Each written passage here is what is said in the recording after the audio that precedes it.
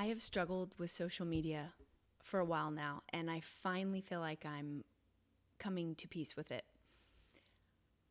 I didn't want to raise kids being on social media, just like the movie Social Dilemma at the end.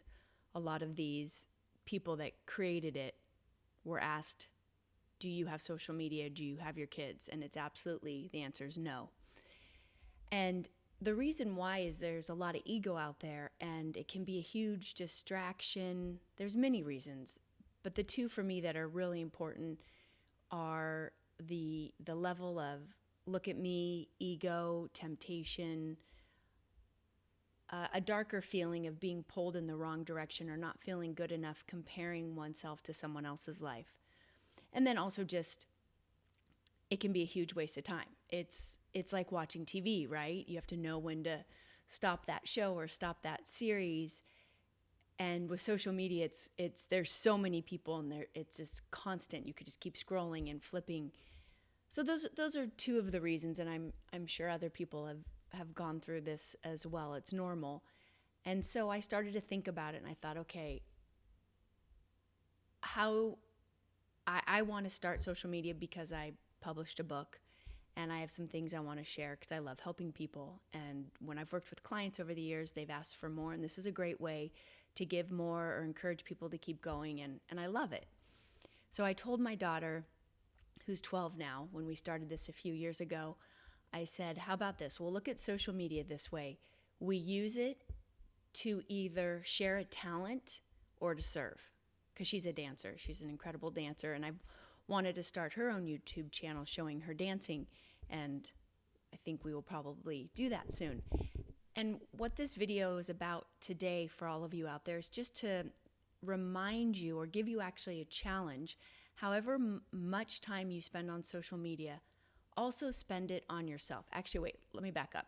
I didn't want to say that first. I wanted to say, be aware of when you're watching different videos or Instagram photos, start tracking what happens in your body for you. If you're looking at somebody that's making you sink inside, I would pause, because this has happened to me, and look at that and be like, okay, am I comparing myself to that person? Do I feel like I want something they have that I can't have?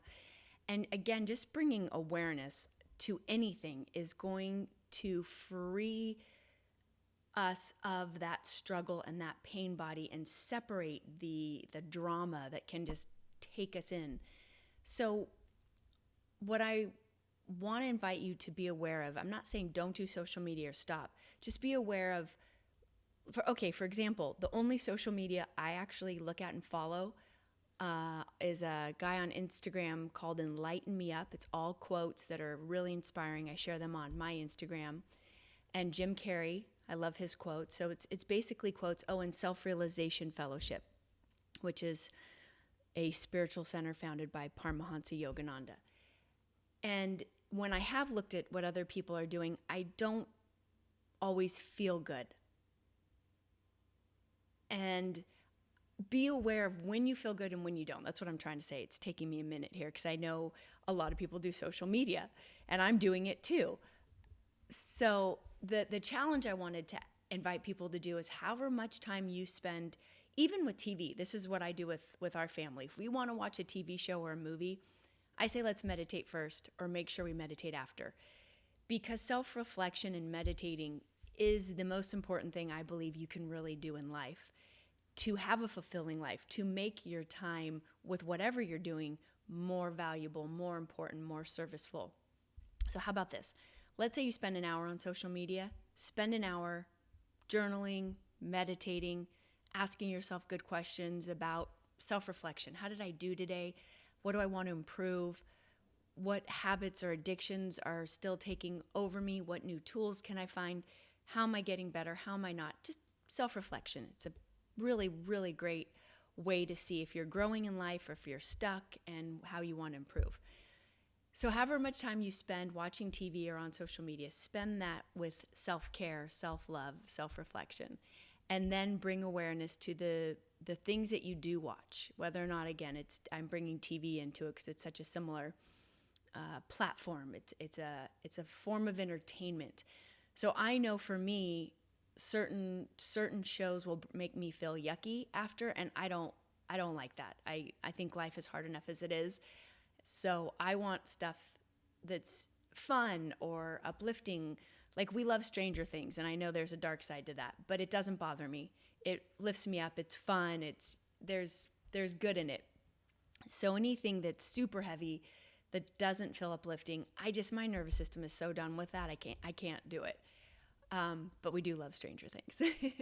and and then just spend your time wisely. For example, I just went to a Joe Dispenza week-long meditation. Oh my gosh, life-changing. I'll make another video on that. However, he's the same way. It's like, don't waste your life just sitting on the couch or scrolling through social media.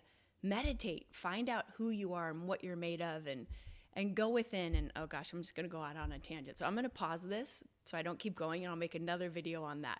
Okay, thanks.